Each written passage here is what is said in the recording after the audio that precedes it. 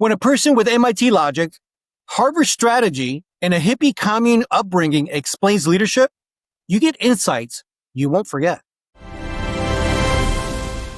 Welcome to the Glovisor Podcast, where we explore business growth, communication, and personal development through real conversations with people that make an impact. Our guest is a self-described uber geek who studied computer science at MIT and went to Harvard Business School on a dare.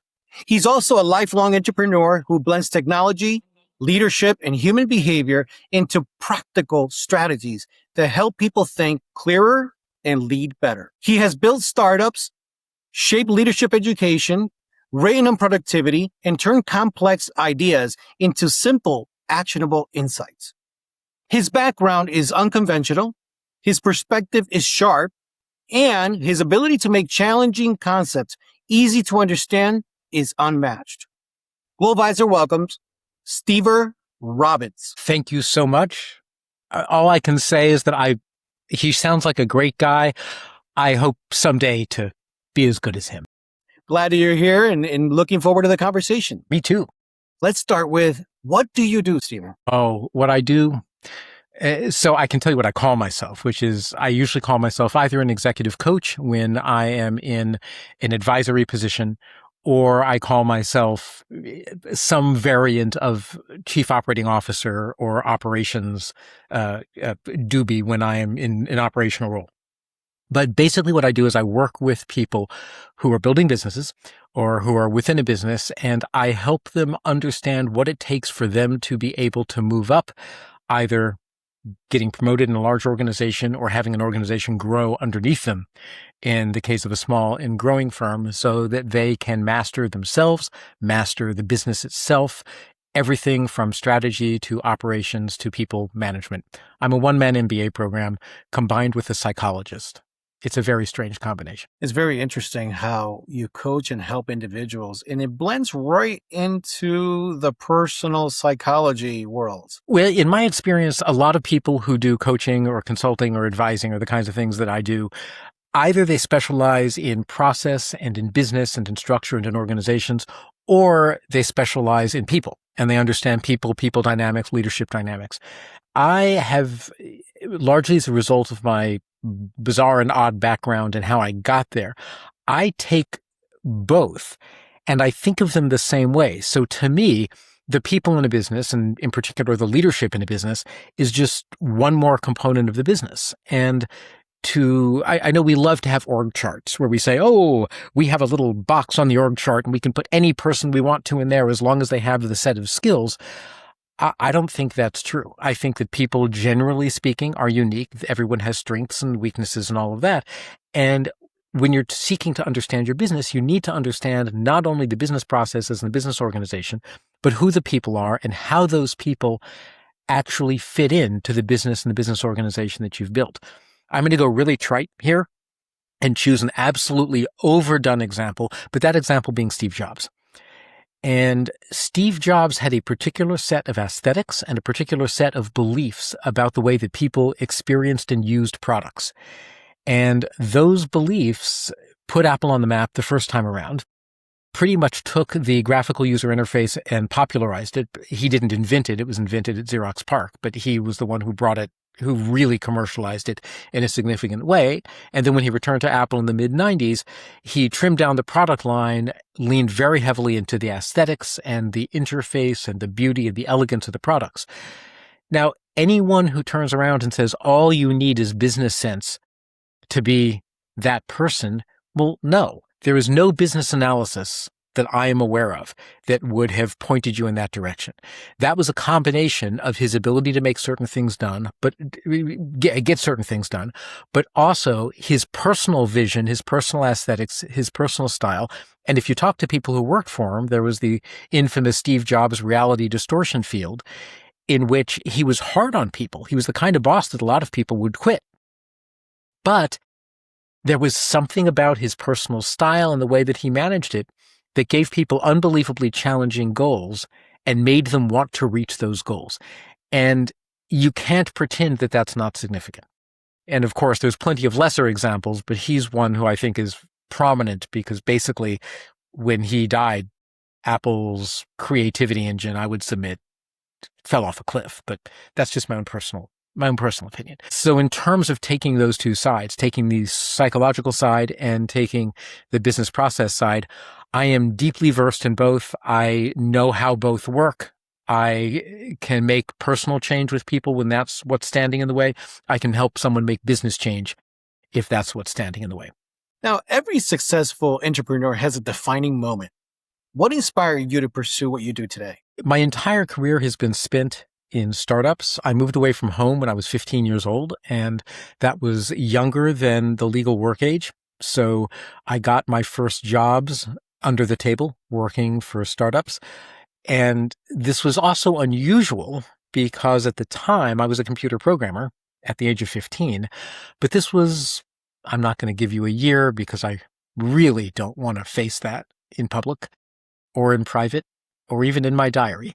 But it was a long time ago, and it was way before 15-year-olds had any easy way to program. So it was very valuable to a company to have somebody who was able to program, who they didn't have to pay full benefits to and stuff like that. So got a job under the table. And I stayed in the startup world pretty much for my career for a couple of decades. And this wasn't intentional. I didn't say, oh, I want to be with a startup. It just happened to be that once I knew the startup environment, I really understood how do you grow something from, zero to be something else. And I was at my 6th startup over the course of 18 years. And things weren't working out. And they weren't working out because this being my 6th startup, I could see the writing on the wall that we were headed to a brick wall at 100 miles an hour. And I went to the other partners in the business and I said, hey guys, we're headed for a brick wall at 100 miles an hour. And they said, you don't understand entrepreneurship. You just got to have faith in the vision. And I said, guys, this is my 6th startup. I've seen this movie play out several times. You have never done a startup before.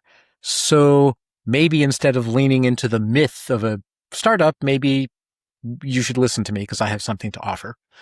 They didn't. And the company hit the brick wall and ended up failing. And I went to my career-long mentor and I said, Len, I don't get it. I don't understand. I'm right, frankly. I have experience that's valuable. I have perspectives that are valuable. I'm a great strategist. Why am I on my 6th startup? Why do I keep changing career paths every 3 years? And he said, the reason is that you're a process thinker and you walk into an environment and you see all of the things that are wrong that could be right and you can see how to make them right. And foolish me, I said, well, that sounds great. Like, can't I just put that on my resume and be employed for life? And he said, there's only one problem, which is that people don't want that. People, generally speaking, do not want the way they do things to be challenged. They do not want to have to change behavior. What they want is to continue doing exactly what they have always done, but suddenly get different results.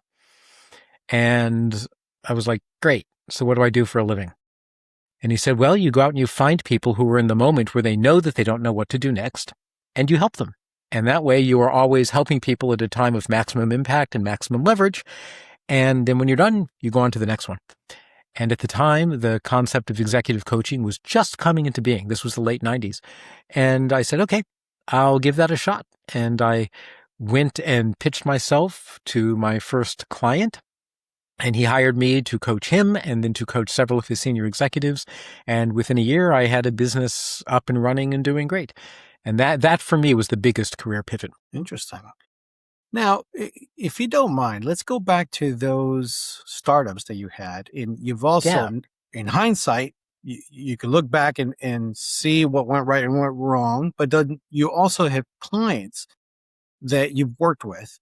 And what is the common ingredient, would you say, that makes the startup that will succeed? Sure. Well, other than luck, and I think that luck is actually undercredited in a lot of cases,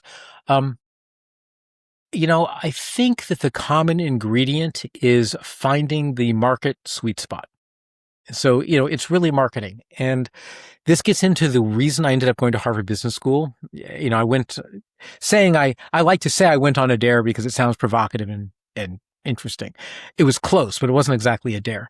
I had been working as an engineer, and the company that I was working for had by far the best product on the market. And I know that because that's why I chose to go work there. I actually interviewed with all the major players in that industry. They had the best product on the market. And 2 weeks after I joined, they had the first round of layoffs and they were going out of business. And a year and a half into my tenure there, I went to my boss and she said, "What do you want to do next? I had excellent performance reviews." And she said, "There's not really any place to promote you. What do you want to do?" And I said, "I want to understand, how is it possible that we have the best product on the market and we're going out of business? How? I was taught at MIT that if you had the best product, it would win," which, by the way, bad on MIT. And she said, "Oh, what you want is you want to understand marketing and strategy." And I said, "I don't know what those words even mean." She said, "Well, how do I learn about them?" And she said, "To learn about them, you either need gray hair or an MBA." I still don't have the gray hair. I'm starting to get some. In the right light, you can see it. So I'll look distinguished and wise. But the MBA was within my reach. And I said, "I don't want to go back to school again. So, I'm not sure what I'll do." And she said, "Go sit in on a class at business school and you can apply. And if you get in, you can always say no." So it just so happened that the only business school that was within walking distance to my apartment was Harvard Business School. So I walked over to HBS, sat in on a class. I don't know if you're familiar, but all the classes at HBS are case study. So they're all discussion. Oh my God, that looked like so much fun. Yeah, there's a big difference between one class that looks like fun and doing 800 of them in a row, but that's another story. So I went, I thought it sounded like a ton of fun. I applied, I got in, and I still very vividly remember getting in and then just calling Nancy, my boss, and saying, "Nancy, you were wrong. I grew up in a trailer in a hippie commune, and I'm holding an acceptance letter to Harvard Business School." I said, "There is no possible way that I can say no to this." And that led me to HBS. And at HBS, what I learned, and believe it or not, I'm finally getting to the answer to your question. What I really vividly learned was that marketing genuinely is, I believe, the single most important element of a business. It turned out to be true for the company that I left to go to business school. And when I look at the companies that I've been with since and that I've been involved with, it is consistently marketing that makes the difference. And I don't mean marketing in terms of the tiny implementation details of like, "Oh, you should put a pixel on this form and that pixel will allow you to retarget blah, blah, blah." I'm like, "Oh, give me a freaking break." What I mean by marketing is, hey, Joe has a real problem and his problem can be solved by this widget. I am going to make a widget at a price point that Joe can afford, which I can produce for less than that price. So there's some left over to pay for me and my employees and to profit. And I do that, and the world is now a better place because Joe has a solution to his problem. I have a way to make a living for myself. I am employing a bunch of people, and like everything about that is good. And that's all marketing. Marketing is the coming up with that combination of things. And that, I think, is probably the single most important thing about, in terms of success for any business. I will also put a caveat in that and say the sophistication and the kind of marketing that works changes according to the maturity of an industry and according to the maturity of a business. So the things that will help a tiny little startup succeed or a one-person business are very different from the things that will help an enterprise-wide company succeed. The marketing challenges are different. The channels of distribution are different. The way you message things is different. But the basic concept of I need to meet the market's need with whatever it is that I offer and make sure the market knows about that and that I can deliver that at a price the market can afford, that's pretty much constant throughout. What were some of the biggest obstacles that you had to overcome? As you mentioned, you were growing up in a trailer, and here you are sitting at Harvard School. There was a lot in between. Can you tell us what was the biggest obstacle that you faced? Before Harvard or at Harvard? Because I faced a lot of obstacles. Between the trailer and Harvard. Well, I mean, I don't know the age of people listening to this. But one of the more interesting things about life is that sometimes it's only in retrospect that you understand what was hard and what was easy, because you maybe did things and faced challenges that were very, very difficult, but you were too young to know they were difficult. You just did the thing that seemed obvious to you. And there are other things which seemed difficult, but now in retrospect, you can go, great. So I had to do 10 pull-ups in PE class. That's not really the agonizing defeat that I thought it was. So I will answer from the first one. What did I genuinely do that I didn't know how hard or how remarkable it was? When my father had settled after doing the whole commune thing, my father settled in San Diego and I went to live with my mother somewhere else. And I decided that I wanted to live with my father, not my mother. And I went out to spend the summer with my father. And while I was out there, I discovered there was a magnet school for math, science, and computers. And again, this was back when you literally could not even get a book on computers from the library because it just wasn't a popular enough topic. It was a very specialized thing. And the idea of a high school that had a computer, and by the way, for those of you that have only seen this in the movies, this was a computer that filled an entire room and required a separate air conditioning system, etc. I actually don't think I'm joking about this. I am willing to bet that the processing power in my Apple AirPods is roughly the equivalent of what this room-sized computer would do. And I couldn't pass that up. I desperately wanted to go to that high school. And it just so happened that it was a magnet school, which for those of you who don't know what a magnet school is, it's a school that is specifically designed to promote racial integration. So in this case, they put the magnet school in a very low income minority neighborhood, and they bussed in middle class kids from different neighborhoods with different skin color. I wanted to be bussed in to this school that had a primarily minority population, and they wouldn't do it because the district I was moving from also needed majority students. And they said, well, you could move into that school, but we can't let you out of the school that you're in the district for. My father just happened to live across the street from the Department of Education. And for an entire summer, I would just walk across the street to the Department of Education and go knocking on doors saying, I want to get into this school. Please let me in. And people would say no. And I would say, why not? And they would give me a reason.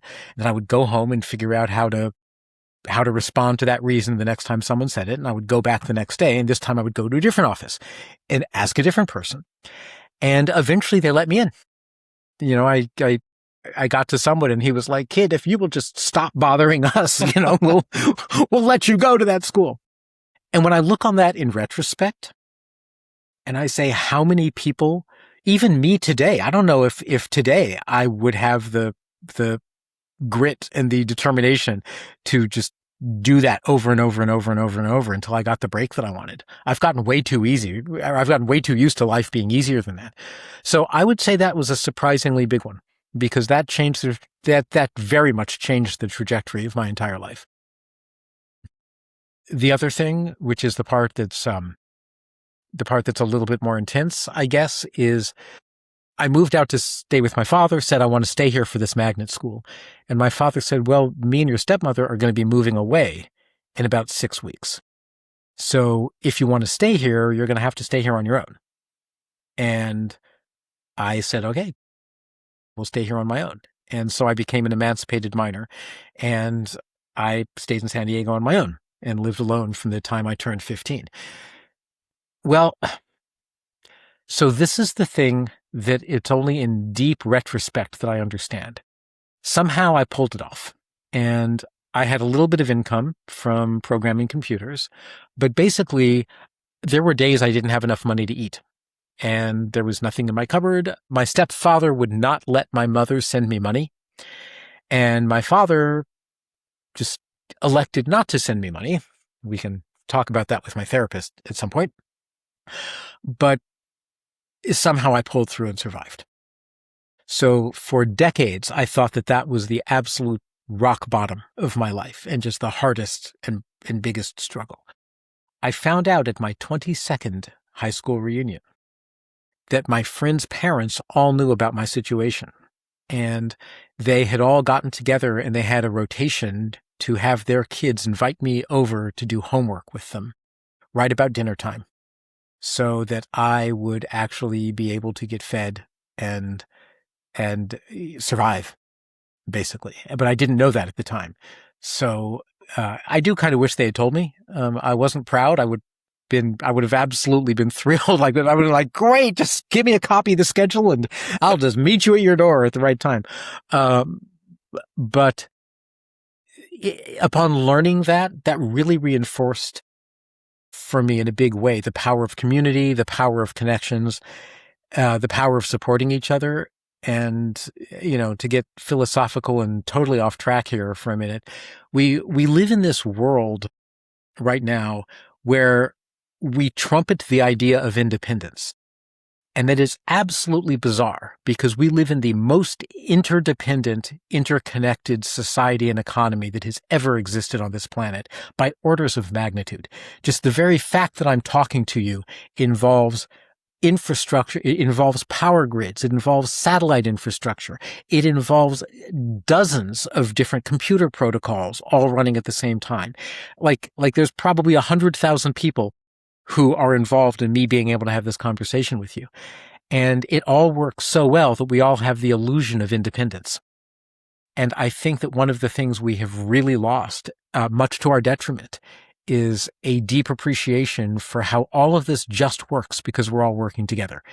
And we may have disagreements about different parts of the system and different ways that it works, but at the end of the day, it's the interdependence that makes it work. Because it does me no good at all to be able to, build a machine if I can't get machine parts. And the only way to get machine parts is from that person over there. And the only way that they can get machine parts is by sourcing it from 6 different places in 6 different countries. I mean, the interdependence is just spectacular. And the fact that we have money mediating it instead of direct personal connection. I had it with direct personal connection, and I didn't even know that until 22 years later. Today, we have it all through transactions and a market economy. But that doesn't make it any less interdependence. It just means we have a different medium that is allowing us to engage in the exchanges. And yeah, anyway, I'm getting way too philosophical, but that's why you as an entrepreneur, that's why a business person, when you think about your customers, understand if your product or service is actually good and serves them, you have just become an integral part of their life. And the fact that it's mediated by money does not make you any less important to them and shouldn't make them any less important to you. I love your stories. I think that there's so many lessons in both of those stories. And by the way, I would definitely lead what is my biggest obstacle? Not being able to eat when you're 15. I would lead with that one. Yeah, that was really traumatic. It shaped many aspects of my personality that I'd kind of like to go back and reshape. But even as good at psychology as I am, there do seem to be elements that, like I've just never been able to get past certain things. Stever, what I do like about that is that if I am one of your clients, I know that you understand what the worst case scenario is and where we're headed. Because it's easy for us to sit here and to think of being a billionaire and how great it's going to be. But the alternative, or if we make the wrong choices, what might happen, which is the worst case scenario, but you've been there. You know what that's like. And I think that there's a lot of value there that if I were a client of yours, that you can tell me this is what happens and this is how we do it. Yeah. And here's how to set yourself up for resilience. And, I'm a little bit more sophisticated in how I think these days than I was when I was 15. There are a lot of strategies for how to make decisions under uncertainty, how to decide how much to bet when you are taking a risk that I didn't know at 15. And, a lot of these things, if I knew them if I knew then what I knew today, I would still not have had enough money to eat and I still would have been pretty hungry. But, but I could have there were decisions that I made because I thought the world worked a certain way. And if someone had just said, look, this too shall pass with a 78% probability. So here's how you calculate expected value. And 15-year-old me would have gone, why are we doing this? And adult me would have gone, because you are thinking of things as absolutes. And you are making decisions based solely on your best case or worst case scenario, when what you really need to do is understand how to make a blended decision that takes both of those into account. One of our listeners wanted to work with you. What would that journey look like? Well, depends on the listener. But generally speaking, I work with people on defined, some coaches are like, oh, I'll be your friend for the next 10 years. I tend to work on defined inflection points, either in a business or with a person, or like again, phase 0 to 1 of a company, like helping someone get a company up and running and on a good path to growth. So usually it starts with somebody having a goal, either a goal that they want to achieve and they're not sure how to achieve it, or they start with some kind of problem and they don't understand the diagnosis or how to get past it. In fact, I have there was one client that I had who showed up and said, look, I'm at the beginning of my career. I'm at stage 1 of a company where, stage 0 is just getting started. Stage 1 is I have a slight track record and I want to accelerate it. So with that person, the question becomes, how do we understand what you have going for you? How do we understand the context in which you're operating, and then identify what's holding you back and then release that bottleneck? And sometimes what's holding someone back is the personal stuff. Sometimes what's holding them back is the business process. Sometimes what's holding them back is the marketing. Contrast that with a different client of mine who showed up and said, you know what? I am great at building businesses. And every time my businesses hit $1 billion, I get fired. I'm like, okay, number one, you have a business that hit $1 billion? No, I have 3 businesses that hit $1 billion.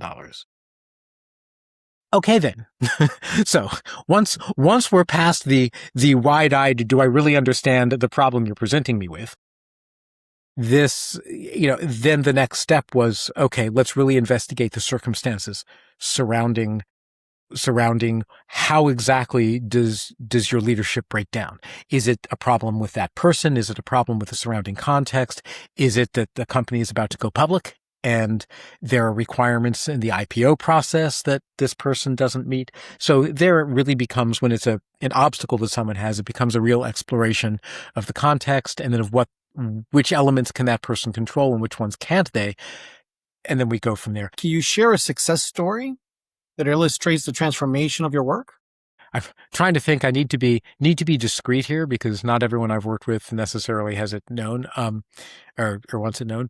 I worked with somebody who was recently graduated from undergrad, and he had an idea for a company and had started it, essentially with a friend of his in a dorm room. And we worked together on helping him develop the business analysis skills to think about the business, a bunch of the strategic positioning, again, some of the marketing things, and ultimately came up with a way of helping him frame his business so that it was very valuable to his eventual market, and more so also to investors who invested in that kind of business. There are certain stories that work with investors that you need to present things a certain way for an investor to take it seriously. The story that every investor wants is invest $1 in this business and you will take out 1,000 billion kajillion dollars with no risk. Oh, in 3 years, right? That's the story that everyone wants. The fact that it actually has happened 5 or 6 times in human history makes everyone believe they can be the 5 or 6 times, despite the fact that 40 to 50,000 businesses are started every single year in America alone. No one, everyone is focused on that 0.0001% probability, but you need to be able to take your story and frame it in a way that the investment community will listen to it. And so I worked with this person to frame that. He was able to get funding, and the business was on good operational footing. And I think 5 or 6 years later, he sold it for a ridiculously large amount of money that enabled him to buy a mansion and a beautiful car and decide whether or not he actually wanted to live that lifestyle or go do another startup. That's a great story. And he decided to go to the other startup, by the way. That's the interesting punchline. He can retire for life whenever he wants to, but he's like, nah, it's too much fun. Most of the individuals that come through the podcast that have done startups, once they get extremely successful, the next thing that they're thinking about is how to start the next startup, what they're going to do next. They're not thinking about vacationing or buying the mansion and just relaxing. No, they want to move on to the next process. So is that just the nature of those individuals? This is something I struggle with a lot. Do you want the long answer or the short answer? Like, middle of the road. How's that? Okay. For some people, it's a personality thing. They need a certain level of stimulation, and neither retirement nor a comfortable corporate job will give you that. Sadly, I fall into that category, is that I require a lot of intellectual stimulation, and if I don't get it, I will make it. And what that means is that I will find ways to complicate my life so that I can then have fun, in air quotes, so that then I can have fun fixing all the complications. I do not recommend that as a strategy for happiness. It's just caused by having an overactive brain. Some people genuinely just love doing startups, and they do them over and over and over. I like the excitement. I like building something from scratch. So, I am guessing at some point I'm going to get back into the operational game, and I'm guessing it's going to be with a startup or a very early stage company, because I love that. There's so much creativity. You can shape things. You have a lot of control. Cycle times to make a change can be measured in, days or weeks instead of being measured in, we're going to do this change where we add a checkbox to the input form. That will only take us 9 years to do once we get everyone involved who has to. I'm just like, oh, please, for God's sake. So for some people, it's personality. I also think for a surprising number of people, it's lack of creativity. I think there are a number of changes that I would like to see in the world. And if I had a 9-figure exit, which, I have several, I actually have some ex-clients who have had 9-figure exits, and I have several friends who have had 9-figure exits. I would want to go make some of those changes in the world. And I think that can be as exciting as a startup can be. It's a very different kind of work. It's, it has to do with culture change. It might have to do with research. It might have to do with legislation or, whatever. But there are very few people in the world who have the luxury of being able to try to play a very big game on a very big stage. And if you've got $100 million in the bank, you're one of those people. If listeners who don't have 9 digits are listening to this today, and Yes. you want them to remember one thing from our conversation today, what would that message be? Well, we didn't actually talk about this in great detail, but if you're an entrepreneur, in fact, my last answer alluded to this. If you're an entrepreneur, instead of thinking of yourself as somebody who is doing the work of bringing something to market and improving the world and improving your relationship with your customers in a certain way, think of yourself as a builder, as somebody who is building an organization and building a presence and an entity in the world, which is what a company is. And it is that entity that needs to be making that difference in the world. You're never going to get nuclear disarmament just as a sole individual. Your job is to create the circumstances, the people, the motivations, the compensation mechanisms, the reward system, the stories that need to be made so that the rest of the system can adjust and have the effects you want. So as an entrepreneur, you're almost certainly day-to-day deep in all these tactical decisions. What marketing campaign should we do? What product should we offer, et cetera, et cetera. And I would offer you the single takeaway to try on the hat of, how do I build an organization? How do I find the people who will make all those decisions and do all those things with me as the orchestrator, not with me as the doer or me as the person who's down in the weeds? And by the way, you asked earlier what my biggest challenge was. That mindset shift was it. Because as an engineer at MIT, I was taught to take my project and go deep and detailed with it. And as a business strategist at Harvard Business School, what I was taught was to go big and larger and think in terms of systems and economies and multi-person organizations. And that was very, very, very hard for me. It took me many years to really get the hang of doing that. And now I can do it, and I can do it pretty smoothly. But but I was not able to for quite a while. And it took many years to do it, and then many more years to recognize that I was able to do it successfully. Where can our audience connect with you, learn more about your work, and continue this conversation? Sure. You can find me at Stever Robbins, SteverRobbins.com. And if you go to steverrobbins.com/contact, you can send me an email. And if you go to steverrobbins.com/newsletter, you can sign up for my newsletter, which in theory comes out every other week. And I want to be very clear. There is a difference between theory and practice. Big difference. But in theory, it comes out twice a month. Well, Stever, thank you so much for joining us today and sharing your insights and your stories. Awesome. Well, thank you very much. And I look forward to appearing again on maybe on marketing topics next time. Looking forward to it. Thanks, everyone, for listening. If this episode inspired you, share it with someone who needs it. And don't forget, follow the Glovisor Podcast for more conversations that make an impact. Till the next time.